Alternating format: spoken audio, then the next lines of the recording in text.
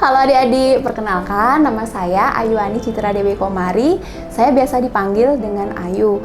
Saat ini saya bekerja di Kulon Progo, Yogyakarta. Ada yang tahu pekerjaan aku apa? Mau tahu nggak?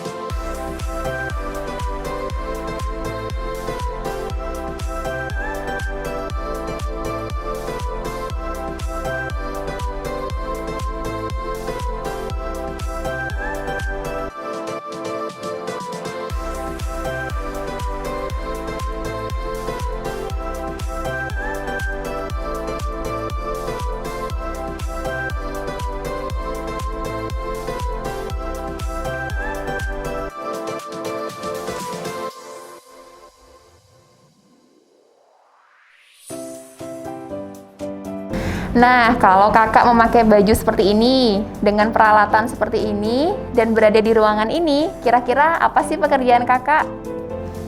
Apa ya? Ada yang bisa nebak? Nah, benar sekali, kakak adalah seorang dokter. Lebih tepatnya, kakak adalah seorang dokter umum.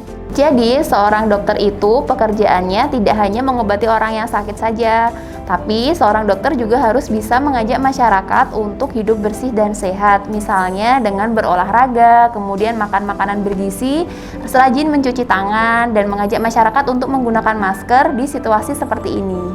Nah, dokter itu tidak hanya bekerja di rumah sakit saja ya adik-adik, tapi dokter juga bisa bekerja di puskesmas, di klinik, ataupun juga bisa menjadi seorang relawan.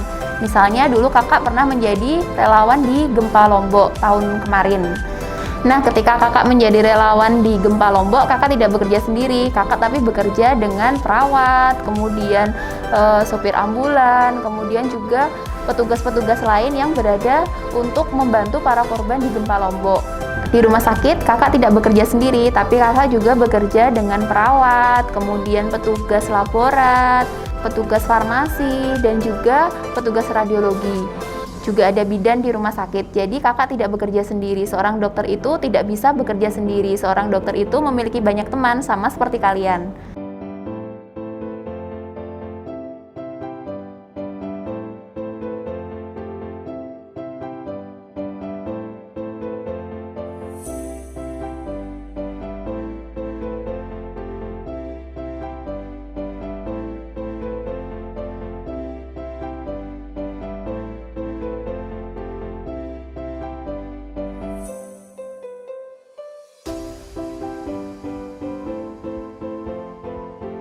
Seorang dokter itu memeriksa pasien dengan menggunakan stetoskop. Stetoskop itu adalah alat yang digunakan untuk mendengarkan bunyi jantung, paru-paru, dan juga bisa untuk mendengarkan bunyi usus. Kemudian, seorang dokter itu juga mengukur tekanan darah menggunakan alat yang dinamakan tensimeter. Lalu, dokter juga memeriksa suhu tubuh menggunakan termometer. Setelah selesai melakukan pemeriksaan, seorang dokter akan menulis sebuah resep. Resep itu adalah tulisan yang berisi nama, kemudian alamat, berat badan, umur di dalam sebuah kertas yang kecil. Kemudian nanti resep itu akan ditukarkan ke bagian farmasi untuk mendapatkan obat. Seorang dokter juga harus bisa membaca foto radiologi atau foto rongsen. Foto rongsen itu adalah foto yang menampilkan kondisi bisa dari tulang kita, kemudian paru-paru kita, jantung kita, seperti itu.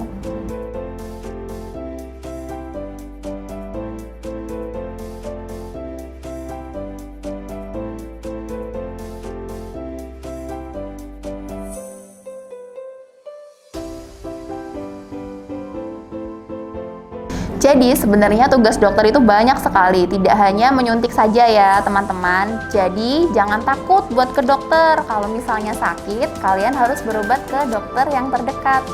Nah, setelah adik-adik melihat keseharian seorang dokter, ada yang tertarik menjadi seorang dokter seperti saya? Untuk menjadi seorang dokter, kalian harus sekolah di SD, lalu SMP, SMA, lalu kuliah mengambil jurusan pendidikan dokter. Nanti berlangsung sekitar 3,5 sampai 4 tahun. Kemudian kalian akan menjalani masa koas yang saat itu kalian sudah menjadi dokter muda. Setelah itu, setelah selesai sekitar 1,5 sampai 2 tahun, nanti kalian baru mengikuti ujian. Setelah ujian dan kalian lulus, kalian baru dinyatakan sebagai seorang dokter. Tapi perjalanan seorang dokter tidak berhenti sampai situ. Kalian nanti harus mengikuti program internship yang berlangsung sekitar 1 tahun. Setelah 1 tahun selesai, kalian baru bisa membuka praktek atau bekerja di rumah sakit, klinik, ataupun puskesmas seperti saya saat ini.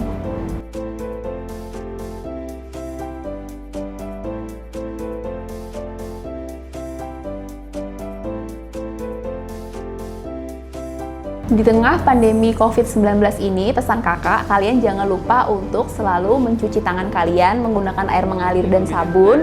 Kemudian jangan lupa untuk menggunakan masker, tetap menjaga jarak, makan makanan bergizi, istirahat yang teratur, jangan lupa untuk berolahraga. Apapun cita-cita kalian, kalian harus belajar dengan penuh semangat dan juga jangan lupa berdoa ya. Tuntutlah ilmu sampai ke negeri Cina, jadi kalian boleh belajar sampai mana saja. Tapi jangan lupa satu hal, kalian harus kembali ke daerah asal kalian untuk memajukan daerah asal kalian. Jangan lupa ya. Terima kasih, sampai jumpa kembali ya. Dadah! Salam inspirasi!